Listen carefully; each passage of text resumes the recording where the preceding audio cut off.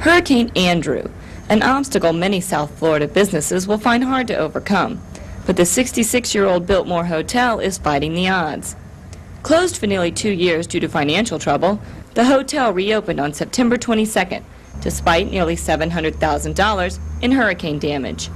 New general manager Michael Duffel says the storm affected more than 30 rooms. Well, I telephoned the day after the hurricane to find out what had happened, and the report was that about 30 rooms had been damaged. We had a lot of windows blown in, a lot of walls down within the bedrooms, a lot of flooding, lots of tiles off the roof, and of course terrific damage to the landscaping.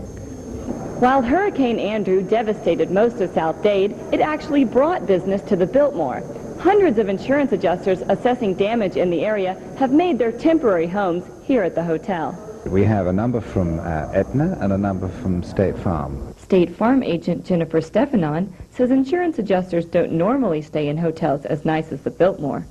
The special disaster teams stay, at numerous places, spread out all over the place, and generally are not as exquisite as this. Though the hotel is not 100% operational, concierge Joe Maya says it is full to capacity. At this time, we're sold out, and it's going to be like that until November 26th. The Courtyard Cafe and swimming pool facilities are currently available for guests to use.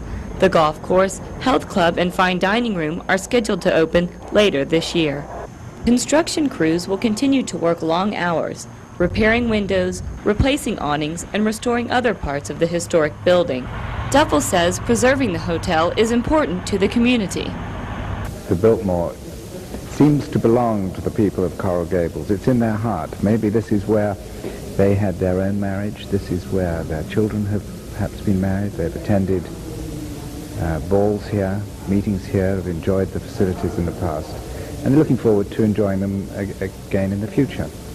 For Eye to Eye News, this is Kristin White.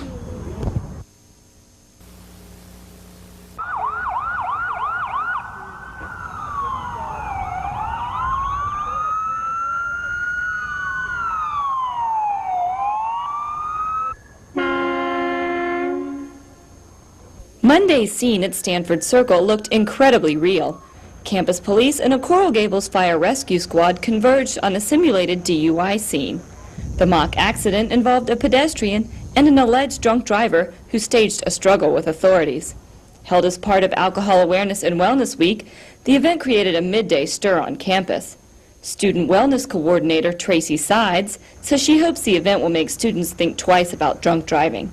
Well, what we're trying to do with staging the mock DUI accident is to really increase the student awareness and just campus awareness about the problems with drunk driving, some of the unfortunate possible outcomes, and to really encourage responsible drinking. Police officers tried to make the scene look as real as possible. They administered tests on the driver and loaded the victim into a rescue vehicle. Police officer Alex Silva says he hopes students gained a better understanding of the officer's role at an accident scene. The purpose for the mock scene is that the students themselves would get an understanding of what actually takes place during a crime scene where a drunk driver is involved hitting a pedestrian, or in any DUI scene. We want to get the students to know what the officers do, what paperwork's done, and what takes place, so that if they are involved in such an incident, they know how to react to it, hopefully, or know how to respond to certain situations. Among the bystanders, Senior Vice President William Butler. He says the university will continue to increase awareness about drunk driving. We've been having this kind of alcohol awareness on the campus for well over 10 years. And so you have to, it's not only just once a week, 1 week during the year, but you have to do it over and over again, and we're committed to doing that. Reporting from Stanford Circle, I'm Kristin White, Eye to Eye News. Job applications, resumes, corporate research, job interviews. Each are part of a frustrating process facing college graduates each year. Hoping to make the job search easier for students, UM's Department of Career Planning and Placement has expanded its computer capabilities. Students can now tap into the system and schedule job interviews from several locations on campus. Career Planning Director Elena Artigas says this convenience makes the career office more accessible to students. I think that this will encourage the students and that they'll find it much easier because they can access this through their own residential college or through the Unger Computer Lab.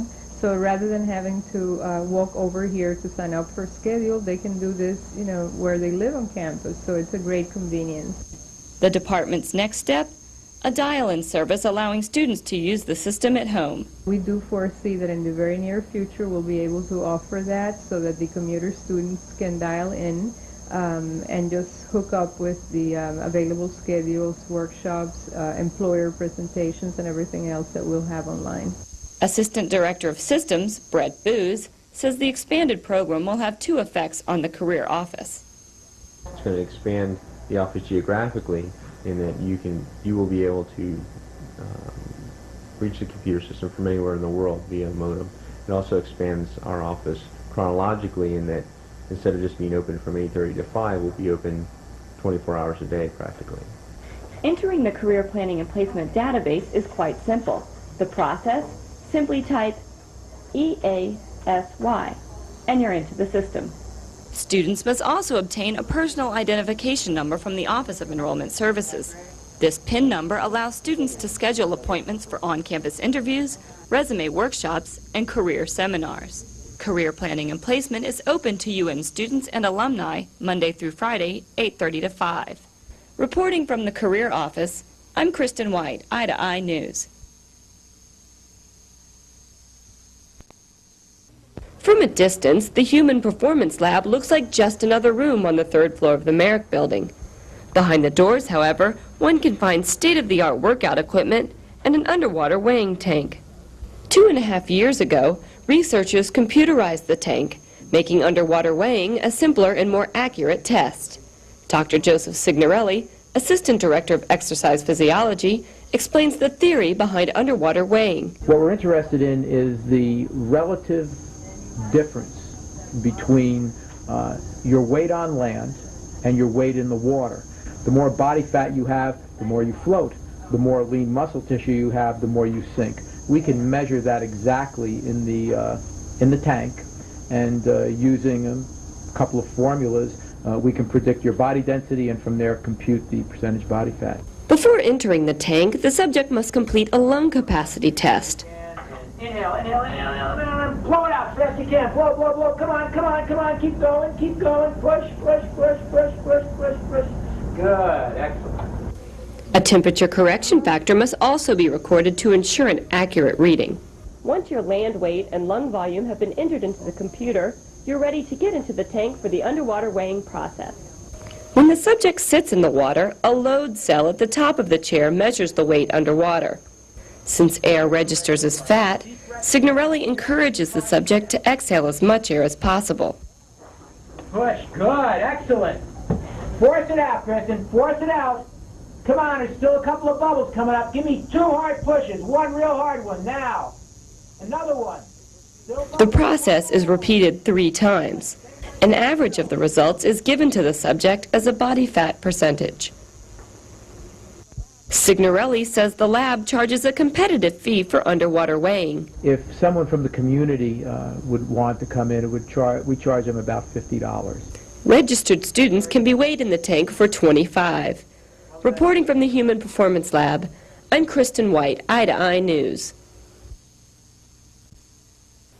We, the community, and the nation, and most importantly, your alma mater, are honored to present to you this award as truly an alumnus of distinction of this great university.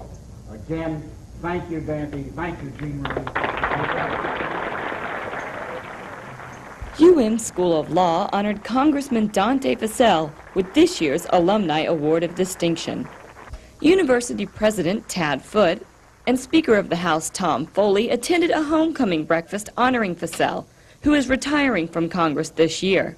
Upon retirement, Fascell says he may teach some classes at UM. The university has suggested here that I might do some seminar works or some lecturing and whatnot, and I think I would like to do that. either in law school, international school, business school, someplace. Not only did Dante Fascell win the law school's Alumni Award of Distinction, he is also donating his congressional papers to the Otto Richter Library. The university has been very gracious and decided to accept all of the papers that I've accumulated in 40 years of political life, and I hope they're interesting and useful to somebody. Foote says he is pleased about Fascell's donation.